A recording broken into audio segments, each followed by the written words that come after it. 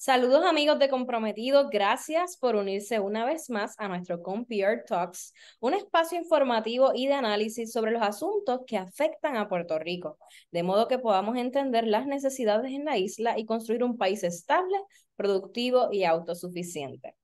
Desde la última vez que nos conectamos por aquí, han pasado en el país muchísimas cosas. En primer lugar, nuestros compatriotas estaban celebrando la cultura y el orgullo de la parada puertorriqueña en Nueva York, y aquí en la isla nos hemos visto afectados por una importante ola de calor. Yo no sé tú, Eduardo, pero yo estoy sudando. Por desgracia, ¿verdad? Cuando la gente se enfrenta a condiciones extremas, salen a la luz otros problemas que comprueban, ¿verdad?, nuestra crisis de salud, no solamente física, sino también mental, y la violencia en la isla se eleva. Así que hoy nos acompaña Eduardo Lugo, psicólogo y profesor del Departamento de Psicología de la Universidad de Puerto Rico, recinto de Mayagüez, y vamos a estar conversando sobre cuál es la raíz de todos estos problemas sociales y cómo podemos promover la justicia social. Bienvenido, profesor, ¿cómo se encuentra hoy? Muy bien, Débora. Gracias por la invitación para hablar un tema que yo creo que tenemos que estar hablándolo en todas las esquinas del país para tratar de transformar, ¿verdad?, las condiciones estructurales que propician muchas de las problemáticas que estamos viviendo a nivel individual y a nivel de nuestras comunidades. Antes de comenzar, ¿verdad?, de lleno con nuestra conversación, a mí me gustaría, ¿verdad?, de que me hables un poquito sobre la trayectoria profesional que tienes y el trabajo que has hecho por las comunidades en Puerto Rico. Pues mira, yo tengo un doctorado en psicología clínica comunitaria de la Universidad de DePaul en Chicago. Estuve posiblemente como unos 7 años más o menos en Estados Unidos haciendo mi doctorado. Trabajé en la Universidad de Michigan, hice mi internado clínico en la Universidad del Sur de Florida. Y entonces regreso a Puerto Rico, particularmente a involucrarme en una agenda de investigación que desde sus inicios tuvo dos vertientes, ¿verdad? La primera era el trabajo con jóvenes y con niños desde una óptica participativa. Yo me identifico, ¿verdad?, como un psicólogo desde la tradición de la psicología de la liberación. Y en el trabajo mío con la niñez y la juventud, pues trabajo, ¿verdad?, desde una perspectiva donde los niños y los jóvenes deberían tener voz y deben tener participación activa, no solamente en sus comunidades, sino también en procesos investigativos. Así que hemos hecho muchos proyectos, desde trabajos que hicimos en el área de Carolina en escuelas, mucho de mi trabajo en escuelas o tiene que ver de alguna manera con educación, eh, hasta hoy en día, ¿verdad?, que tenemos el proyecto de Aula en la Montaña, que es un proyecto que comprometidos perdóname, apoyado por mucho tiempo, ¿verdad? Es un proyecto que se da en una comunidad que se llama el sector Quebradilla, en Peñuela, proveyendo apoyo socioemocional y apoyo educativo a la niñez del barrio. Y lo que vamos a hablar ahorita sobre justicia social está muy relacionado, ¿verdad?, con iniciativas como la nuestra y con muchas otras iniciativas que están pasando en el país. La otra vertiente, además del trabajo con niños y con jóvenes desde una óptica participativa y se me olvidó decir, ¿verdad?, de erradicación de la pobreza, ¿verdad? Pues, parte esencial del trabajo que hacemos tiene que ver con reducir o erradicar la pobreza infantil en Puerto Rico. La otra vertiente es la vertiente de política pública, ¿verdad? Inicié para allá para el 2005 trabajos que tenían que ver con entender cuál era la participación de mis colegas psicólogos y psicólogas en política pública, porque eso, aunque el trabajo social en Puerto Rico se involucra más en política pública, nosotros los psicólogos hemos sido tradicionalmente más tímidos en esa área. Eh, Perdóname, nuestro enfoque ha sido mucho más individual. Eso ha ido cambiando a través del tiempo, ¿verdad? Yo creo que hoy en día participamos mucho más, todavía tenemos mucho trabajo que hacer. Eh, y entonces eso me brinda muchas oportunidades de afectar política pública, de participación en vistas públicas con diferentes proyectos, colaboraciones con jóvenes, con comunidades y organizaciones sin fines de lucro para promover proyectos de ley, políticas públicas para poder, ¿verdad?, trabajar o subsanar, ¿verdad?, algunas de las disparidades que afectan a nuestras comunidades. Y hoy en día, yo creo que en política pública el sombrero más grande que tengo es que estoy, bueno, dos cosas. Soy parte de la Comisión para la Erradicación de la Pobreza Infantil de Puerto Rico. Es una comisión que aprueba el Senado de Puerto Rico, perdóname, la legislatura de Puerto Rico hace 2 años atrás. Yo soy uno de los comisionados desde el sector comunitario. Y entonces, pues además de eso, estoy colaborando en el proceso de consulta a comunidades en Puerto Rico para lo que es el proceso de descentralización y despolitización del Departamento de Educación que se está dando en este momento. Estamos llevando a cabo aproximadamente unos 8 conversatorios a través de todo Puerto Rico. El primero fue en Adjuntas el sábado pasado. Este fin de semana estamos en Arecibo, Mayagüez y Ponce para hablar con la gente acerca de qué piensa eh, que debe ser perdóname, este proceso de descentralización, ¿verdad? Y cuáles son las ideas que tienen para que sea efectivo. Así que un poquito de todo. Bueno, después de todo este contexto, ¿verdad? Y de la experiencia que traes a la mesa, me gustaría que pudiésemos definir cuál es el concepto, ¿verdad? ¿Cómo se define justicia social? Mira, ese concepto de justicia social es bien elusivo, está en todos lados. Yo te aseguro, no he visto la misión y la visión de Comprometido, pero a lo mejor en la misión y visión de Comprometido está en la frase justicia social, porque muchas organizaciones tienen la frase, ¿verdad? Y muchos hablamos de justicia social, pero no hay una definición, no hay una definición consensada de lo que es justicia social, ¿verdad? Yo creo que muchos de nosotros tenemos distintas ideas de lo que eso simboliza. Y a nivel histórico, ese concepto ha sufrido cambios, ¿verdad? Y controversia. Inicialmente se comienza a hablar del concepto de justicia social dentro del marco de la Gran Depresión económica de los años 30, como una manera de hablar sobre una necesidad de justicia económica para personas empobrecidas y comunidades, ¿verdad? Que habían sido severamente impactadas por la pobreza y por la desigualdad. Así que evidentemente esa palabra desigualdad es importante, ¿verdad? Quiere decir que hay condiciones que no son las mismas para la gente, para diferentes comunidades. Y a la misma vez, pues desde el principio hay una tonalidad o hay una vertiente, ¿verdad? Del análisis de lo económico, ¿verdad? De la pobreza, de las disparidades económicas. Eh, entonces, mientras va evolucionando el concepto, ya como para los años 60, el movimiento de los derechos civiles se comienza también a integrar lo que es el análisis, la óptica desde las identidades, ¿verdad? Y cuando hablo de las identidades, estamos hablando de las identidades raciales, de las identidades de género, de orientación sexual, las disparidades para personas con discapacidad, ¿verdad? Entonces, ahí pues comienza un poco una discusión, ¿verdad? En torno a si en realidad el concepto debe utilizarse para eso, para hablar sobre identidades, ¿verdad? Y no necesariamente sobre asuntos económicos. Y hay otros que dicen, mira, tenemos que incluir en la discusión lo que es el concepto de la interseccionalidad, porque no podemos hablar sobre disparidades económicas sin considerar que hay sectores como las mujeres, ¿verdad? En Puerto Rico hoy en día se habla de que las mujeres son la cara de la pobreza. La mayor parte de las personas que viven en pobreza son mujeres, particularmente madres solteras.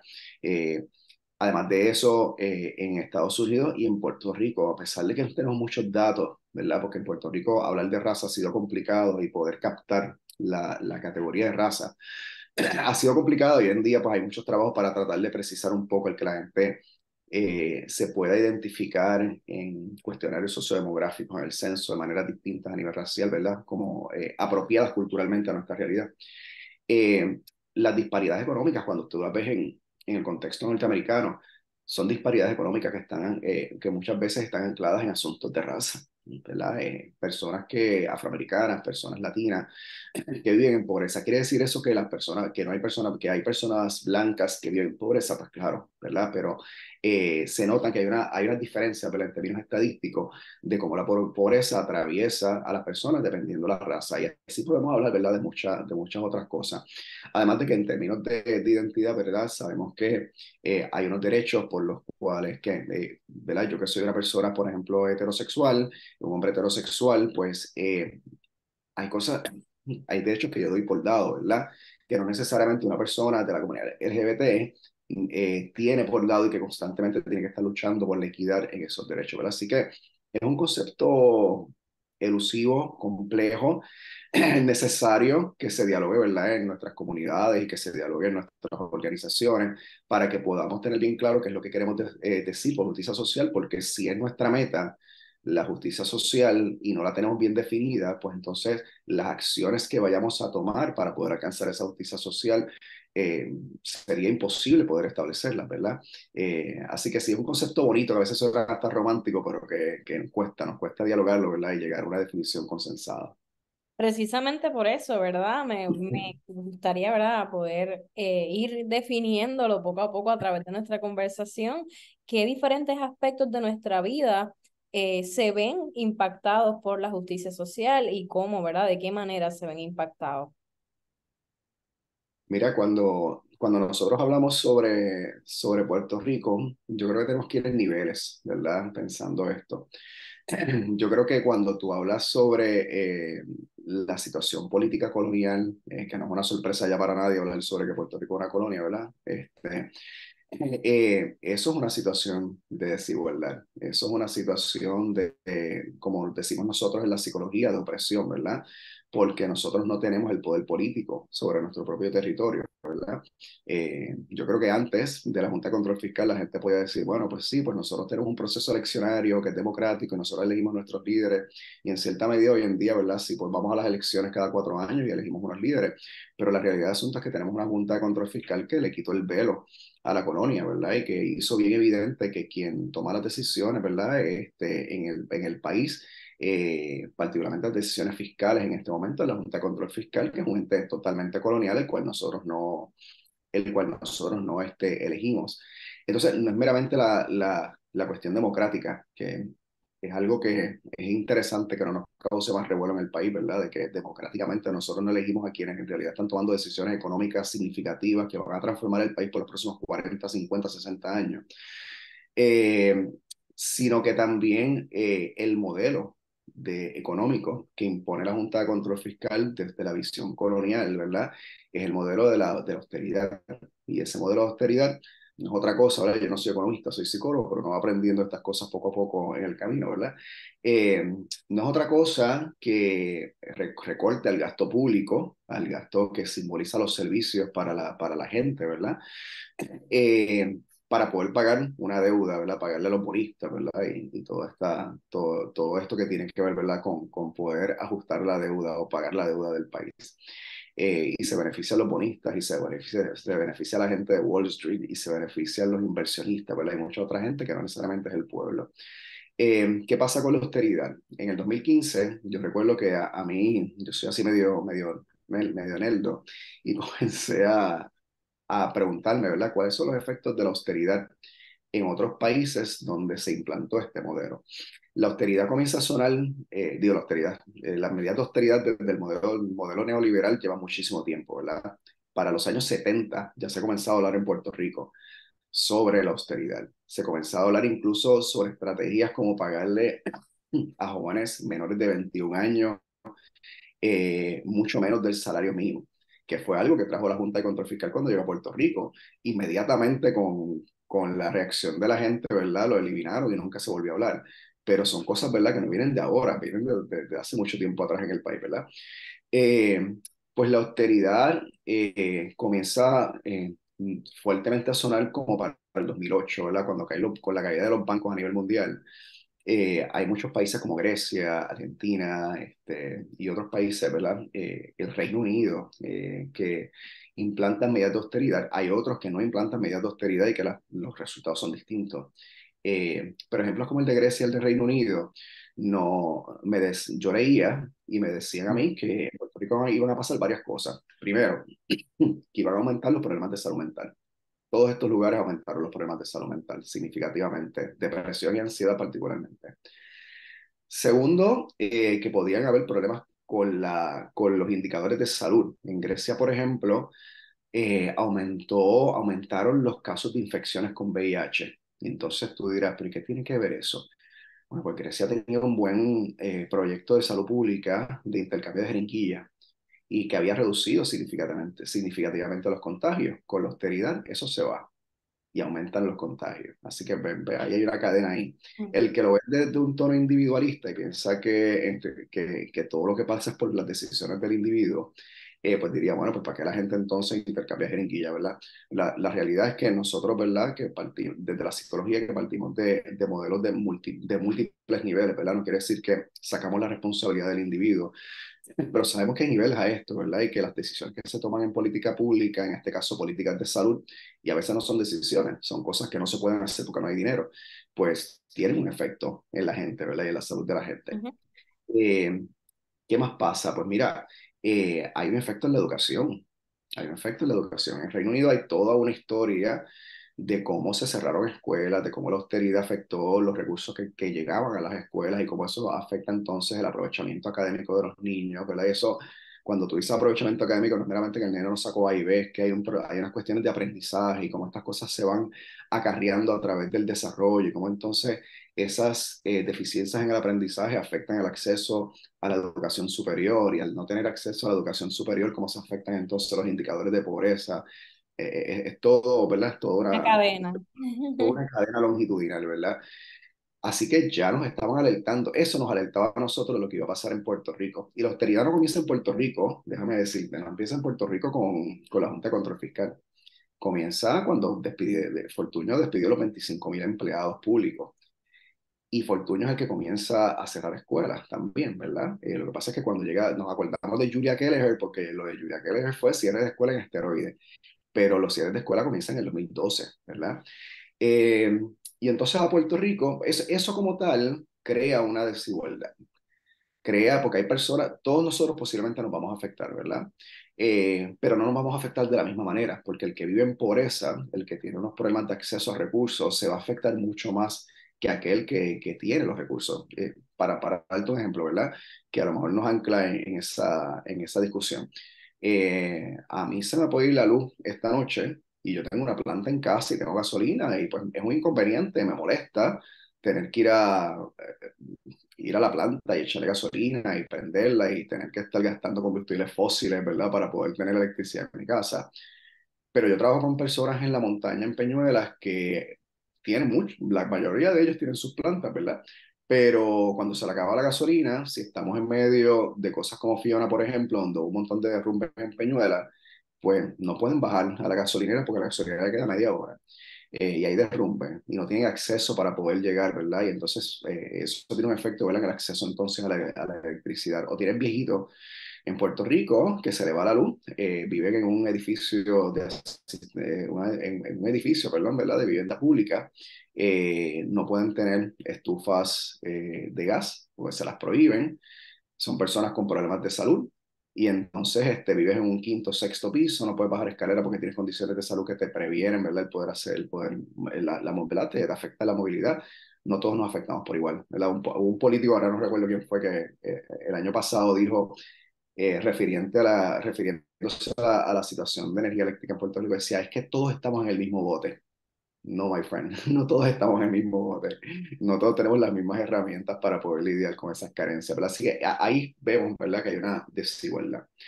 Y entonces, a nosotros, por encima de la austeridad también simboliza problemas en los servicios. Y en Puerto Rico hemos visto eso. Los problemas de los servicios de salud los tenemos documentados. Ahora mismo tenemos mujeres embarazadas que no encuentran ginecólogos obstetras. Cerraron una sala de parto hace tiempo, no sé si la volvieron a abrir, ¿verdad? Pero cerraron una sala de parto en uno de los hospitales, limitando el acceso, ¿verdad? Para las mujeres embarazadas. Acceso a servicios de salud mental difícil en Puerto Rico, primero porque ha aumentado los problemas de salud mental significativamente y segundo por la situación con los planes médicos, porque en el centro de la isla, y en Vieques, Culebras, pueblos como, ¿verdad?, que están en esas regiones, hay bien pocos psicólogos, ¿verdad?, porque el país después del 1950 se conformó como un país metrocentrista. Así que el tener acceso en Jayuya, en Utuado, en Adjunta, a psicólogos es bien difícil, ¿verdad? Más entonces la fuga de profesionales de salud física y mental que hemos tenido, que es propiciada por la crisis económica, ¿verdad? Todas esas cosas se veían venir, ¿verdad? Porque pasaron en Grecia y en Reino Unido. Y por encima de eso, a nosotros nos cae Irma, María, terremotos, pandemia, y entonces ahí te digo yo que la cuestión de la desigualdad aumentó significativamente. Así que nada, un poquito yo creo que eso enmarca muchos factores estructurales y hay más, ¿verdad? Podemos hablar de la ley 22 y la ley 20 y lo que está pasando con los desplazamientos, ¿verdad? Podemos hablar sobre la pobreza infantil, que eso lo podemos tocar ahorita, ¿verdad? Muchas situaciones en Puerto Rico a nivel estructural, macro, que hay que trabajar para que comunidades que tradicionalmente han sido desventajadas y oprimidas puedan entonces tener las mismas oportunidades que los demás. Precisamente esa era mi próxima pregunta, ¿verdad? Sabemos, ¿verdad? Todos vivimos en este contexto que nos acabas de presentar, pero ¿qué podrían ser soluciones, ¿verdad? Para tener un país un poco más justo socialmente. Wow, para eso necesitamos como 3 horas más. Mira, yo creo, vamos, o sea, yo soy psicólogo, ¿verdad? Psicólogo clínico comunitario, no soy ni economista, ni nada, ¿verdad? Ni nada que se parezca. Yo creo que nosotros tenemos mentes brillantes aquí en Puerto Rico que pueden dar soluciones muy efectivas a estos problemas. Yo creo que nosotros, el modelo de austeridad de la Junta de Control Fiscal tiene que acabarse.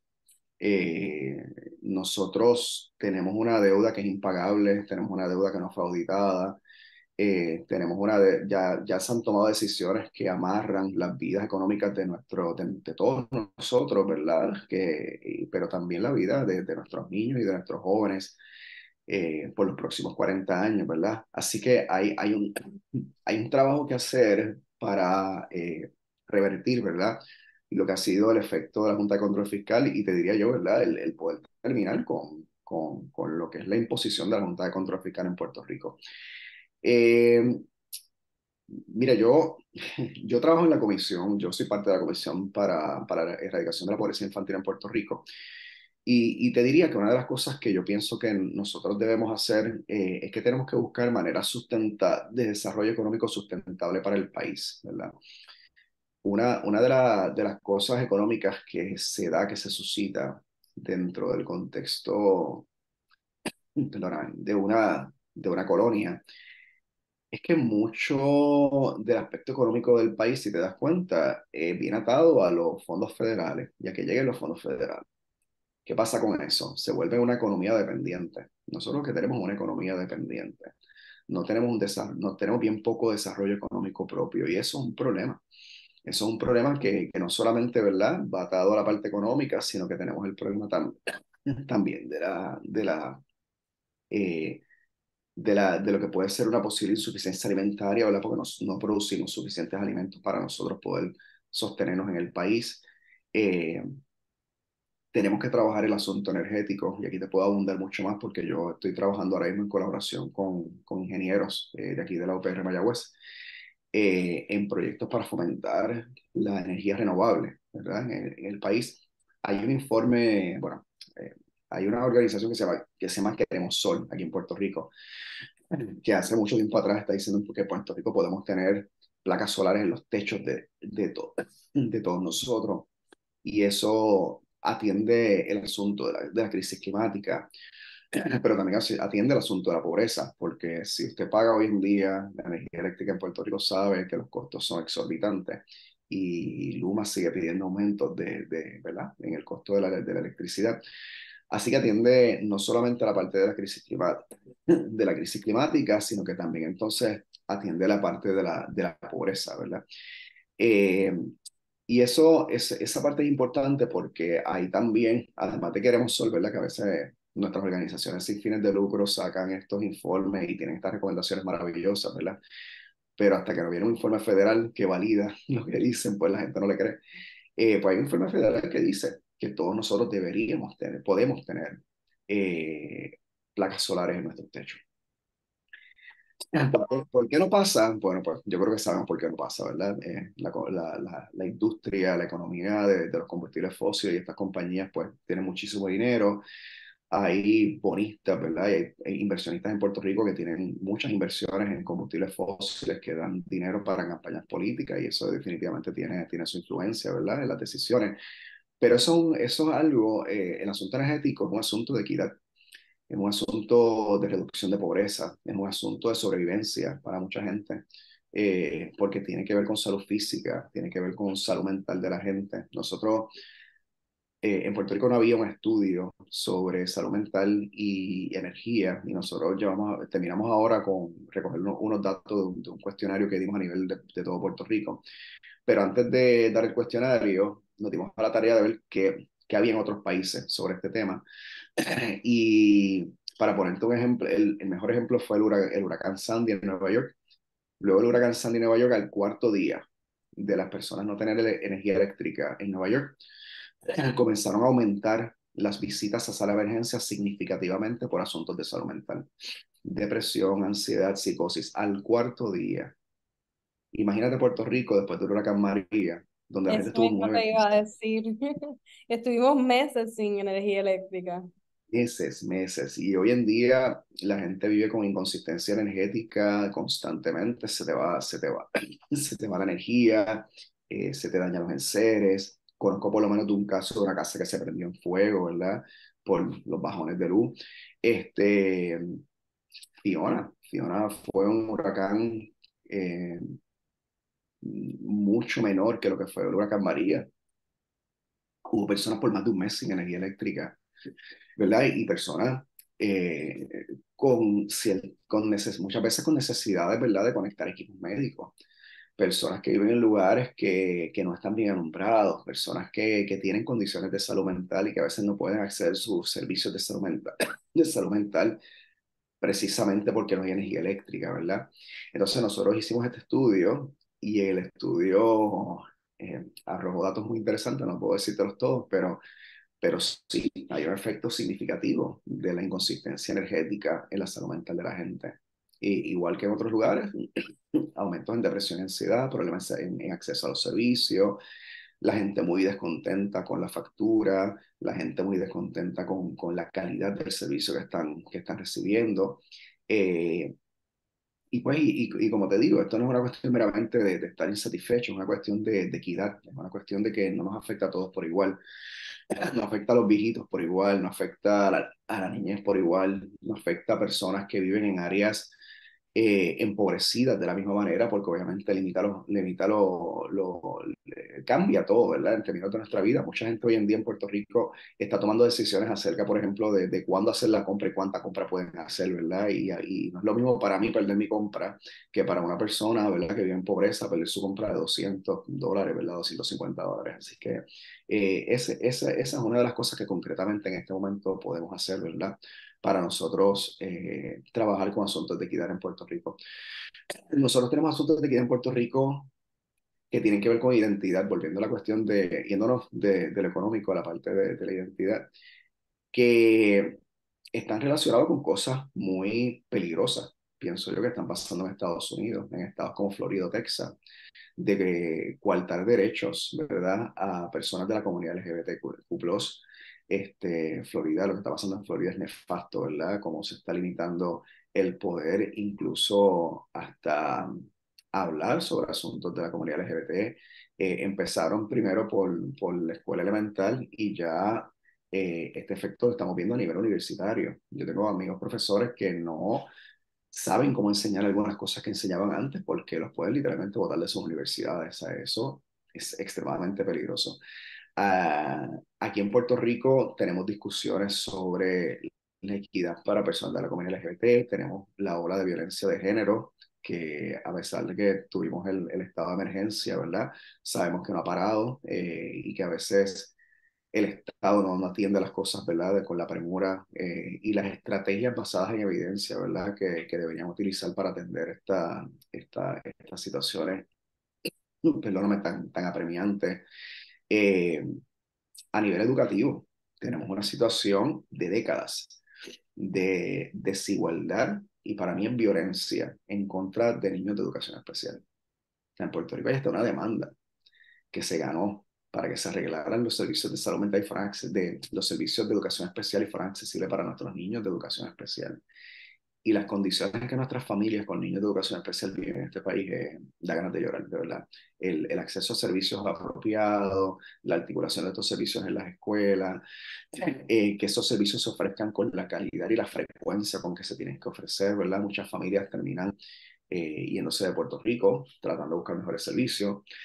Tenemos familias conozco familias donde mamá ha tenido que renunciar al trabajo para poder dedicarse a atender las necesidades de su hijo de educación especial. Eso no tiene que pasar, ¿verdad?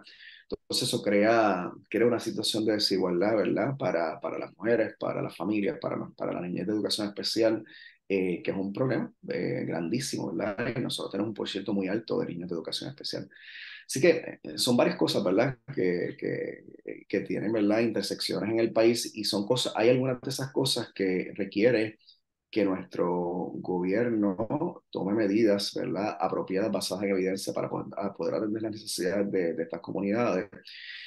Y por otro lado, yo creo que algunas cosas requieren un activismo político y cívico mayor nuestro como ciudadanos, ¿verdad? Para exigir unas cosas. Yo creo que nuestras organizaciones sin fines de lucro, como comprometidos, han hecho una labor increíble, eh, pero no debería ser el rol de nuestras organizaciones sin fines de lucro solamente promover la justicia social, y mucho menos cuando están tratando de promover la justicia social, tratando de tapar los rotos que deja el gobierno o la Junta de Control Fiscal con sus medidas fiscales, ¿verdad? Y con decisiones que desafortunadamente son desacertadas para nuestras comunidades.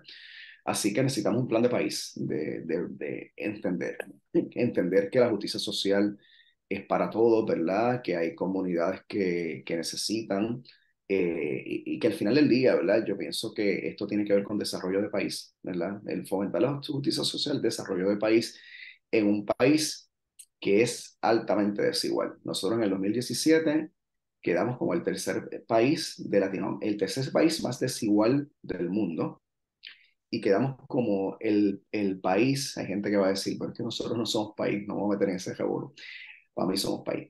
Quedamos como el país más desigual de América Latina. Tanto que nos dicen y nos dan con los imaginarios de otros países que son más pobres que los nuestros, que el nuestro. Y pobreza no necesariamente es lo que es desigualdad, ¿verdad? Y nosotros somos el país más desigual, o sea que la brecha entre aquellos que tienen mucho, mucho, mucho y el resto de nosotros es bien grande, bien grande. Y eso es algo que nosotros no hablamos, ¿verdad? Así que en medio de un país tan desigual, ¿verdad? La justicia social es muy imperante. Definitivamente ha sido una conversación súper interesante. Iba a resaltar, ¿verdad?, el trabajo que hacen las organizaciones sin fines de lucro, porque es una labor súper, súper encomiable, buscando fondos, buscando recursos, buscando maneras de proveer al país soluciones.